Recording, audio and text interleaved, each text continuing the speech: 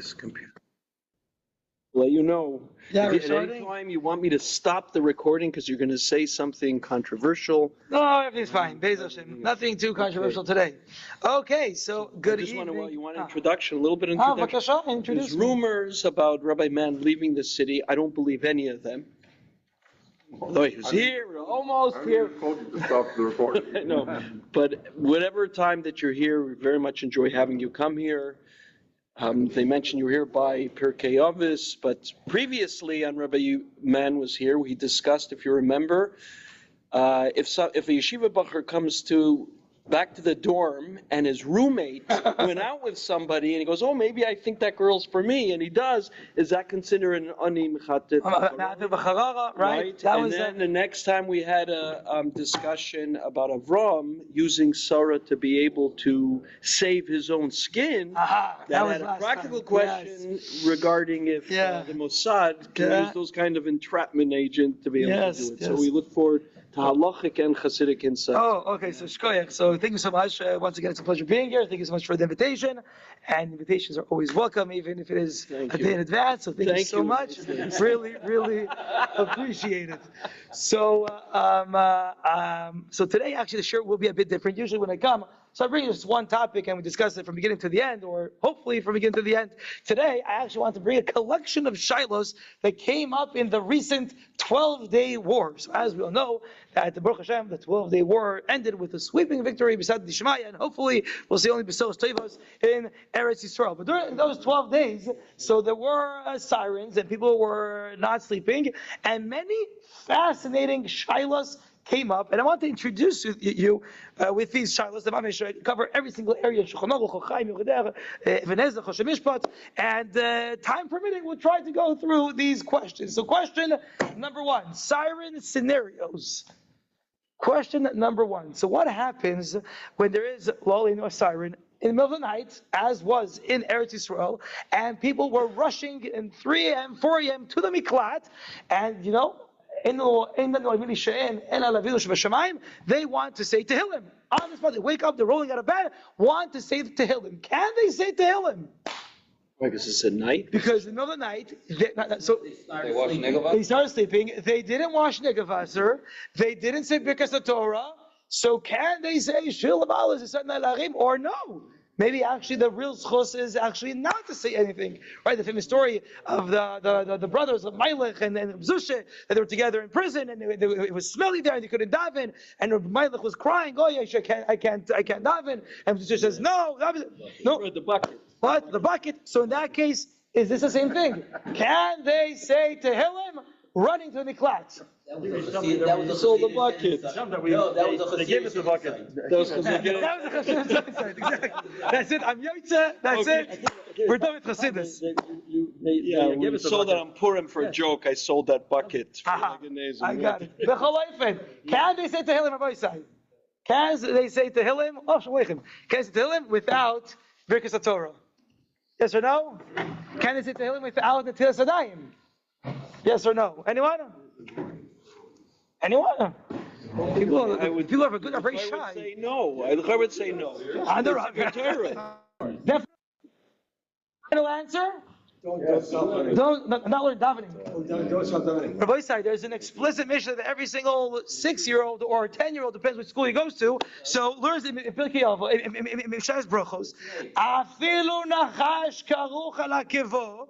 Lo yafsik. And why is that? Because it says about the Noah that davka nachash ki rov pamim mimeno noshech. Most chances. Not a dangerous snake, though. Even if you're davening with It's a dangerous snake. Really? Wait, in which case? The siren? Or the nachash? Siren, not the nachash. Really? Yeah. Like a Rav gave my son and Prager's call. I'll find that. Oh, that's weird. I know. That's very weird. That's very weird. So but according to the Mishnah, maybe it makes sense because most likely the nachash isn't harming a person. That's why a person should carry the davening. Although there is a snake binding his foot. So here, most chances the missile won't hit here. Zad Shmaya, everything will be okay. He may or may not say Tehillim, and he will be saved. So should he carry on davening? Seemingly, yes. Seemingly, he should carry on. Tell you that so before everyone says, of course, go to the miklat. Now you're saying, the Mishnah. Or maybe it's different. I don't know. We'll see. Okay, that's question number 2, Rabbi Isai. Sorry? That's where your betochen level is. It depends on your betochen. Could be. You know, go tighter. You could. Where, in the cottage? 25. Don't tell people that you have snakes in the cottage. It's bad for business. Rabbi Isai, question number 3. So, question number 3, Rabbi Isai. Sorry? You get a fine for not running to the Right. Oh, I think they do that. So it's illegal not to go to the shelter, but do they give fines? I think they give fines if there is a wedding or things like that, but do they actually give a fine? I'm not so sure. Rabbi Isai, question number 3 is a shtickle joke, but who knows? Rabbi Isai, the missile lands in Israel. Baruch Hashem. No one got hit, no one got hurt. It hit a field of corn. However, what happened was that the corn blew up and became popcorn. Can you eat the popcorn? Yes, the Iranians cooked your popcorn. Now, of course, this sounds like a joke, but you should know that from this halacha you can learn halacha l'maisa. I heard a brilliant idea in the name of the Mashkei of Miller about this question. Not exactly this question, but this halacha. So, Rabbi say, can you eat it? Yes or no? Yes. I know it's shgacha. Obviously, only COR. Yeah. Even though the Eretz Yisroel is echad yachid b'yuchad. I'm recording. I forgot. Rabbi say, question. Is popcorn oila shulchan melachim? So my children, they get every single week the Circle magazine, and the front cover of the Circle magazine 2 weeks ago was, what does Trump have for breakfast? Something like that. Apparently, the kosher agencies every single year contact the head chef of the White House to know what the president eats, and by that they will determine what is oile al shulchan melachim. So since Trump is eating Big Macs and fries, so yes, the bar became very low. No, you have to have someone normal. What? You have to have someone who's right. Melech. Trump Melech. So Rabbi said that's question number 3. Question number 4. Another question in Yehuda. I presented this question in shul during the drasha, and luckily no ladies threw tomatoes. But the question is, let's say it's during the time of the month that the wife is nida, and there is a siren, and she's a heavy sleeper. And no matter how much the siren is going on, he's yelling, Ruchos, Prince of Freedom. She's not waking up. Can you give her a nudge to wake her up? Pour water on her head. You know what? She was upset then. You ain't seen nothing. I didn't think about that. You know, that's a good idea. That's, You're not touching it. it's a cute little like this. And they say, while you wash, right, the nekavaser for St. Hillen, then you Take care of Shalom Bayis afterwards. Shalom Bayis, if she survives. I don't know. So some people just don't wake her up. what? Don't wake her up. Oh, no, for sure not. Yes, wonderful. Yes, I can. What can I do? I'll just take out the insurance policy, and yes, you carry on sleeping. Told me not to wake you up. Rabbi said, any ideas? Shulchan Aruch says in Yehuda, Kuf the case if you zayin, im ba'ala rofeh, and she's nida, asur lemashesh lahadofek. He can't check her pulse. I thought a woman's allowed to do eye drops. If she's Anita and Pulse might be also pikuach nefesh. I don't know. He's a doctor. Sorry. I saw halacha when a woman's like Anita, and the chassan. Yes. Yeah. There's certain things that a woman could do when she's Anita, like eye drops, things like that. Yeah. But wouldn't this fall in the same getter? Wait, here's touching. He can't check her pulse. So now, even for maybe pikuach nefesh purposes, maybe same thing. The boy said, that's question number 4. Question number 5 is similar to question number 4. Let's say the person is running from the miklat, and there is only one lady there, and he's the only one there also. So now there's a potential problem of yichud. Is there a problem of yichud in this case? And if there is, so what? Who has to leave? Who has to leave? No, it's not. Man leaves. So the easy answer, the easy and correct answer is that if it's a public miklat, so most likely someone will actually enter. So in that case, it should be fine. That's 100% true. I heard a question that there was a person that was a big Baal Chesed, and he had a whole pool area, and he used to give it to per Chesed to ladies that the women, that the husbands are in Miluim. So they got together, a few ladies, and they went to his area, and then there was a siren. And his wife wasn't home at the time, and usually everything's fine, everything's locked, everything's in totally different areas, it's complete tsanua, but now he has to rush to the miklat. So now what should he do? What should he do? And final question from the realm of Chosh and Mishpat. So final question. So those who take a cab in Eretz Yisroel know, Rabbi said, those who take a cab in Eretz Yisrael know that the cab driver will offer you two options. Either you have a set price, or you use the money, the meter, right? So let's say for some reason you took the money. I don't know why. For some reason the money is always he's always encouraging the money. I don't know why, but I can take a guess. So what happened was the person took the money and they're driving and there is the siren. And everyone are law-abiding citizens. They're stopping on the road, down on the floor. 10 minutes, 15 minutes. Okay, back to normal. Go back, and the meter is still running. So who should pay for that? For those 10, 15 minutes? You got to put the meter on pause. It's understood. During the Does he have to put the meter on pause? I don't think they could put it on pause. I mean, it's built in. It's never to put it on pause. But let's say they could put it on pause. Was he supposed to put it on pause? Except the meter. Huh? Except the meter. You think so? What's the contract? What's agreed upon before they come in? You have to ask what the understanding is. A person entering a cab, take me to whatever, Ben Gurion, and that's it. Is it Davar Shachiach? During the 12 days? Oh, maybe. I would imagine there's bylaws for the taxi corporations. So Baruch Hashem, meaning I don't think there is. Maybe there is. I didn't check. No dangerous situation. Oh. Is this a natural disaster? Is it? It's in that getter though. It's an emergency. The airplane. Remember the guy at the end saying, he's waiting for you, right? The driver is kind enough to wait for you. Well, he doesn't have a choice. He has to wait anyway. Someone goes, wait here, I'll be right back. Halavaya had a cab driver that would money. So everybody's like, should he pay, should he not pay? Who should pay? Any ideas? The cab driver, the person, the passenger? Okay, this is question number 4. This is half of the shir. So now we have the other half to give the answers. I'm not sure we'll be able to give all the answers. So do you want me to address any specific shailos which were mentioned above? Go in order? Let's go in order.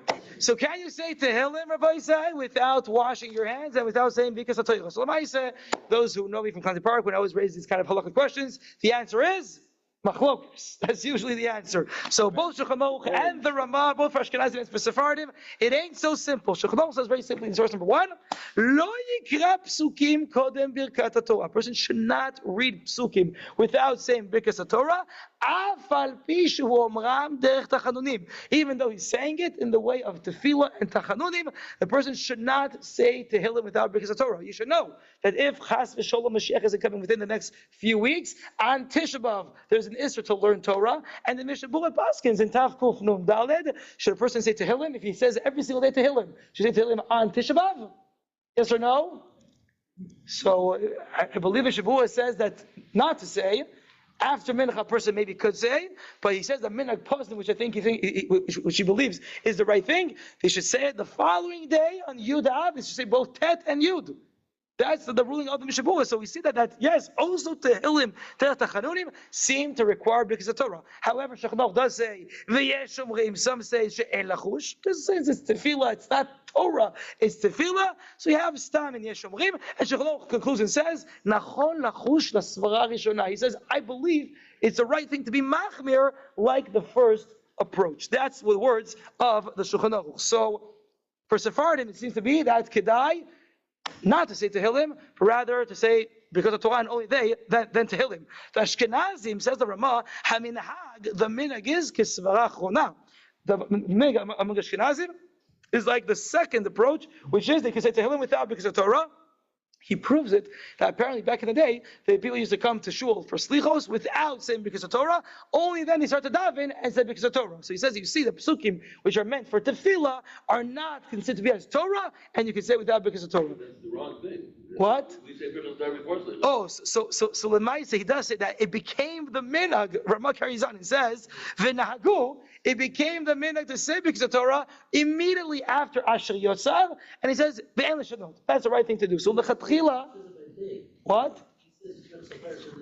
No, I'm saying he's Isra. Our stichas before that.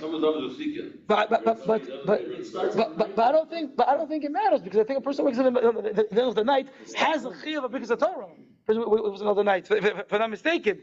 So the say all poskim seem to say that the chatchila person should say because of Torah. However, they also all seem to say that there is actually a shita which says it is okay. Shulchan Aruch brings the Yashomrim, and he only says nachon lachush lesvara rishona. It's kedai to be choishish, like the first opinion, which says that you should say because of Torah. So it doesn't seem so clear cut that this is a real halacha. And also the Ramah says that right, the chatchila said because of Torah, but if not, we have many psukim that we said before because of Torah. So Lemaise, poskim in Eretz Yisroel said that if a person feels a real need to say Tehillim when he's rushing to the miklat, so they have what to rely on to say the Tehillim without Birkas HaTorah. So those people who get up for Tikkun Chatzos don't say? I believe they do say. I believe those who wake up in the middle of the night, whether Chatzot or later on, right. so they say Birkas HaTorah. Once a person goes to sleep, Sheinas Keva, and it's already, I believe so. That's what they need to do. Yes. That's the halacha. Now, what about? We don't say. Yeah, David said that we do.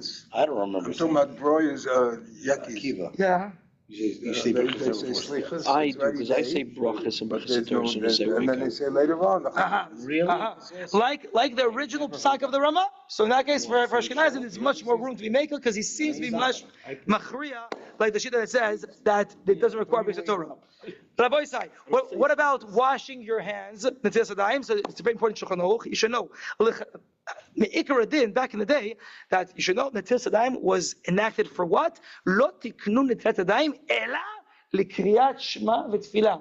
That Netilas Yadayim was originally enacted for the purpose of kriyat and tefillah. Other brachos, there's no need to do Netilas Yadayim unless a person went to sleep without any pajamas, and they might be filthy. So in that case, what does he need to do? He needs to clean it. How does he clean it? Says the Mishnah Berurah, like this, and you're good to go. To say any other bracha, saying Shem Hashem, which is not Kriyat Shema or Tefillah, doesn't require Netilas Yadayim. Of course, Mishnah Berurah says in the end, if you have water, be machmir. But Me'ikar Adin, if you're rushing, so you can say other brachos and tefillos, Shem Hashem, without the Netilas Yadayim. So according to this, those who are running, sorry? Not worried about the ruach. I don't know how exactly it calculates with the Rosh and Rash, with the different shitos concerning this, but this is the Fam Psak of Shulchan Aruch, and that's why it seems that person who's running from bed to the miklat could do like this, and immediately start saying Tehillim, because according to for Ashkenazim, it seems to be okay to say it without because of Torah. Also, Sephardim could be mekel, and then concerning the Netilas Yadayim, since it's not Kriyat Shema Tefillah, it is okay. Okay, that's question number one. There's no way I will manage other questions, meaning all of them. So, do you have any pick particularly? Popcorn? No, what? I can't stand for 10:30. Okay, so let's go. Nice and easy. One after the, number two, stopping for davening. So it's true. The Shulchan Aruch, Paskins, the Mishnah, that if it is a snake, and most likely the snake will not harm you, so don't stop davening. So same thing would be. Also now Shmoneh Esrei, seemingly don't stop davening, because most likely the missile won't hurt the person who is now davening. However, I found in the Dirsh website that there's a rabbi called Rav Diner that he heard from the Rosh Hashiva, and he's, I think, referring to Rabbi Aaron Leib Shteiman, and he says the following idea: there's a chiluk between the missile and the snake. Bring this question to your Shabbos table. Ask the people, what is the chiluk? I'll tell you the chiluk.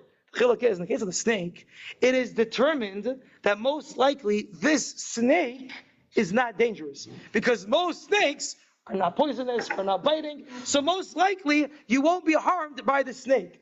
But in the case of the missile, this missile is for sure harming. It's for sure dangerous. It's for sure a sakana. Now the only question is whether the sakana is going to hit. This is a different type of rov, right? In the case of the snake, the rov determines there's no sakana. Here there is a sakana, so the question is who's going to be hurt? Oivai, it could be anyone. Go to miklat. So if you know it's a poisonous snake, according to 100%, yes. If it is an akrav, a scorpion, so says the 100%. So if it is, so here, since there is a definite sakana, just the question is where it's going to hit. This is enough of reason for the person to stop and to rush to the miklat. Rabbi Isai, question number 3. Concerning the missile that turns the corn into popcorn. So there is a Shulchan Aruch, very simple Shulchan Aruch, that says the following idea. Says Rabbi Isai Shulchan Aruch. Being sold in the store as a novelty item, these like popcorns. Oh yes, it's the big hit now. So Shulchan Aruch, Pop sanity. Rabbi Isai says Shulchan Aruch, if Oived Kochavim Bishel Velo Nitkaven LeBishul, he didn't have any kavanah for bishul. In that case, it's mutter. What's the example? The non-Jew comes and burns a field, and in the field there are chagavim, locusts, COR, kosher locusts, and says Shulchan Aruch, Harei elu mutarim, because there was no intention to cook. His intention was to burn the field. So since there's no kavanah, it is okay. I heard the most amazing story that apparently once in Toronto there was a person that didn't plug in their cholent pot, the crock pot. Gewalt, no cholent for Shabbos. It's already been a Shemoshes time. What do? You could ask a non-Jew. However, if the non-Jew is now plugging it in, he's cooking now the cholent. What are you going to do? Says Shlomo Miller, I heard the following idea. He says, have 2 non-Jews. One non-Jew will turn off the shelter, right? The main reactor, the breaker. Turn off the breaker. So now the entire building won't have any electricity. He plugs it in. And now the second non-Jew plugs it in. Nothing's happening, right? He's not doing anything. And the other non-Jew is now bringing it back up. His kavanah is to bring back the electricity to the building. There's no kavanah. There's no kavanah for cooking. Gewaldik, right? It's amazing. There's no kavanah for cooking. No bishul nochri in this scenario. Wow. Beautiful idea, right? Beautiful, beautiful idea. Rabbi Isai, should a person wake up his wife in the middle of the siren when she is nida? So Shulchan Aruch indeed paskins that a doctor should not check the pulse of his wife when she's nida. But it's important to note, Shulchan Aruch famously paskins like the Rambam. Rambam famously paskins that every single gilui, any avizarayu de'arayus is avizarayu de'arayus. He says it's a mamish isur de'arayus yaharek ve'alavo. The Ramban famously says it's only the Rabbanon. So first of all, important to note, Ramah paskins like the Ramban. So since it's the Rabbanon, it's for sure okay. But even according to Shulchan Aruch, who is Machmir, there's the famous Shach. And the Shach famously says that he believes that even according to the Rambam, who says that every single touching is Isur D'Oraisa, it's only Negia Derechiba. But if it's Negia Shalok Derechiba, says the Shach, Rambam Upaskin, it's not a problem. Well, it's not Negia Shel Chiba. And that's why he believes that checking the pulse is fine. There's a famous Igros Moshe. Can a person use a subway and they're bumping into people? So he says, since this is not Negia Shel Chiba, even Shulchan Aruch, he believes, will be okay. So, if a person wants to be machmir, he should wake up his wife. So first of all, if you can use a different item, that's for sure better. Or pouring water, I'm not so sure that's a good idea, but anything in between. But if not, one would suggest this is not the gesh of the chiba. If you want to be machmir, pinch her to wake her up. That's for sure not the gesh of the chiba. That's a joke. Don't do that. But in that case, if it's in the gesh of the chiba, in that case it should be fine. So although this is on a plane, on an airplane, yeah, you have to order first class seats then. You know that your wife is going to be nidei. Yeah. Listen, only for yourself in first class, she'll be in coach. That's the way to do it. That's the way to go. Okay, Rabbi Isai. In terms of yichud, so let me say very briefly. So as you said, people might come in. So in that case, it's fine, even if it is a private one. So is there yareg ve'al yavo in the case of yichud? So famous Gemara in Sanhedrin, but the person who was madly in love with the woman and asked to be close with her in different kind of ways, just talking with her, the rabbi said, no, you can't heal yourself being close to this woman in any kind of way, even just by talking with her. So you see, Avizarayus says, and indeed, Rabbi Shlomo Kluger in Tuv Tamadas, paskins that Yichud, Yareg ve'al yavo. However, there are poskim who are mikil, and they believe that yichud is yahareg v'ayavo. All these are v'zerah, the gilu arayis, even talking with the woman behind the fence. Again, that's the famous Gemara in Sanhedrin. That is concerning when the person has a pleasure out of speaking with the woman. But if it's just speaking without pleasure, so in that case, it might be usher, but it's not yahareg v'ayavo. So since he's now in the room without the intention for pleasure, so in that case, it's usher. It's isur yichud for sure. It's usher. But it's not Yarek V'Aleavo, and that's what the person should indeed save himself and be in the room at that moment with the woman. That's the approach, I believe, of Rav Vosner, Tzitz Eliezer, and other rabbis who disagree with Sheva Kluger. Concerning the moneh, so unfortunately I don't have a definitive answer in that case, but there is a famous Mishnah, and the ground rule of the Mishnah is, you rent a field, and you want to now use the field, but oy vey voy, it became, there's a heat wave, everything is dried out, or the locust came, Chagav came, and now you can't use the field. So in that case, it depends, it's a Makas Medina or not. If it's a Makas Medina, it affects the entire country, so in that case, you don't have to pay the rent. You do not have to pay the rent. But if it's only a local thing, so in that case, you do have to pay the full rent. So now, some poskim say, so this depends. If this is before the Iran war, it was, only sirens coming from Gaza, and it was primarily in Sderot. So this is not the Makas Medina. And if you told the driver, take me to the yeshiva in Sderot, so in that case, it's not Makas Medina. So in that case, you have to pay. But if it is covering the entire country, so it's a Makas Medina, and you don't have to pay for those extra 10 minutes. However, Rav Zilberstein disagrees. And he says, why is this any different than a traffic jam? Suddenly there was a fender bender, whatever, there was the car accident, and now there's a pkak. There's a pkak, or there is a Afghanah, very common in Israel. Everyone is doing Afghanah and something. So now they're blocking the Route 4. There's a pkak. No one can drive anywhere. You're stuck. So he says, unfortunately, this is like a pkak. No one can drive anywhere. So he believes that the meter goes on and on and on, like the pkak. That's his approach. Even if you're not in the car. Yes. They both ran out. Yes, they ran out. But yes, this is a pkak. Okay? Now, this is the normal way of life. And I believe that during those 12 days in Eretz Yisroel, when they knew that every single moment might be dangerous, so I think that this person took it, in my humble opinion, the person who wore the cab, he took this in consideration that this might happen, and that's why I believe he should pay. The cab driver could have said, I'm willing to drive, I'm willing to risk. Even without that, there's a pkak. What can I do? We're stuck. No, but now he could drive. No, but now he's allowed to drive. He's going to say, I'm not listening to this. He can't. He can't. Not a ticket. He can't. These are the guidelines. This is the rules. He can't. So again, some say this is a Makas Medina. In that case, he doesn't have to pay rent. But says Rav Zilberstein, I believe this is the same thing, like a traffic jam. In that case, you do not. In that case, the driver doesn't have to lose, and you, the passenger, have to pay the full price. What a taxi driver is allowed to do, what is not allowed. At that moment, the law requires everyone to stop and to be on the floor. That's the law. I agree. Yeah. Oh, wait. So it's Makas Medina, but it's a natural event, I would say. So there are rabbis who say it's Makas Medina, but some would say, okay, and also when there's a pkak, you can't, drive above the cars. So that's it. It is what it is. Bottom line, you do a flat rate. So, yes, exactly. Next time, 50 shekels is the one.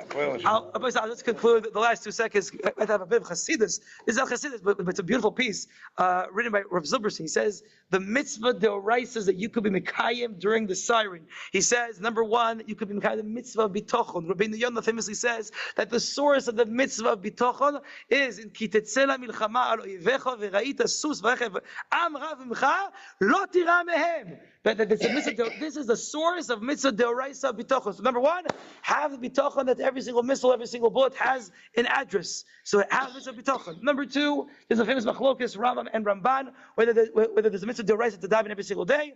Ramban says there isn't, but everyone agrees. There's a mitzvah deoraisa of davening. So says Rav Zilberstein, if we become the mitzvah deoraisa of saying tehillim of davening, that is a mitzvah deoraisa. Number three, Rambam famously says that when there is some kind of tzara on the tzibur, this is supposed to awaken us for tshuva. Have the mitzvah of tshuva, have hilulei tshuva, and when Be'ez Hashem the missile doesn't hurt anyone, it falls in the cornfield, it makes popcorn. So says the sheiltos, there's a chiyuv Be'ez Yisroel leoduye uleshabuche kamishmaye be'ina d'yitrachesh leunisa mitzvah d'oraisa to say thank you. And also, not less important, if there's a certain person who's stuck outside in the street, there's nothing around, and you say, come here, join my mamad, my shelter in my apartment. So mitzvah also the rice of achnosas orchim and mitzvah of lo tavat adam re'echa. You see the resilience of the Jewish people that they think about the glolei ahava, but all the mitzvahs they can be kaim in these areas. Be'ez Hashem. May all this be halach of the ma'aseh, and we have shalom al Yisroel and geula shleima b'mheira v'yameinu. Thank you very much. Thank you to our sponsor, Jamil Urman, a sponsor in honor of the Yufruf of their son Benny. Beautiful, mamish, beautiful. Benjamin. Called Benny. I'm going. Called Benny. I'm going first. Right, Rabbi? No, only. Yeah. What happened? My first bubble. It's unfortunately very unlikely that the cornfield. Oh yes, I know. The corn is too damp. And so it's usually the wrong variety. It has to be dry before it'll pop. However, you will end up with roasted corn. Oh, okay. And that is also it's something that could be you'll end up with roast. You may end up with roasted corn, and that's even less likely to be. I hear. And the other thing is that missiles tend to have like rather nasty fuel. The solid rocket boosters can be some rather toxic. I'm taking you for free. Hydrocarbons. I agree. I don't recommend anyone to have that popcorn. Anyway. Nevertheless, That's so funny. So funny. But there wants to kill the brisker. yes. I get a chance to take a bracha. And he ends up. Possible that I once heard from Rabbi Reisman listening to one of the shiurim that the ruach ra that we once upon a time had doesn't exist today anymore. I'm not sure if I heard him right, but I think I heard him say that. And I Could be. I don't know. Makes sense to you? I don't know. Above my pay grade. What about shiurim? What's the Shabbos? Because I know that there are shit about the shadim and the ruchos and all these things, so it does make sense in a certain sense, but I don't know. But you make the bracha also? Which one? When you. No, so you don't have to, but when you wake up in the morning, in the middle of the night. Yeah. If you're just rubbing your hands. So no, I believe that no. I believe that I have to look at the. I think you don't. I think you don't say. I think you say only because of Torah in that case. Right. Yeah, I think so. If I'm not mistaken. I was in Eretz Yisroel during the Kippur War. Yes. I was in Eretz Yisroel during the Kippur War. Yeah. And the first siren rang. Right, you were used to sirens. It ran downstairs, but the men who were davening did not go. The men and women, children. Then it ran again during the Elah. Women and children went. The men didn't stop davening. Really? They all stayed. They were inside. They stayed. I went down for 10 minutes. I said, "There's only women and children here. I'm going back upstairs." I was 6 years old. Yeah, that's right. I was 6 years old. I went back up too. But the men continued to daven. I don't know if there was Yom Kippur. We didn't know what sirens were, what dangers were in Houston, but that's what they did. They stayed to daven. They didn't So today the instruction is definitely to stop davening and run to the. Well, no, then you know it's There's a question in terms of to carry out davening for the same spot from the beginning. That's a whole separate choice. Thank you. Thank you. Go in order. Oh, I told you we would get it. Amazing. You can hold on. Yossi, what do you say? This our Maggid Shir is on. Yossi Simon. I just had a piece of Gan Eden. I just had a Tam Gan Eden. It was Mamish Geschmack. Mamish Geschmack, no? Yeah, it was Mamish Geschmack. Okay, shkoyach for tuning in. Thank you very much. I like it. Look at this. Look who enjoyed it. Now, last to hear. Look at this. What do you think of the shir? It's gewaldig, eh? Gewaldig. Okay. Shkoyach Yossi. Go ahead.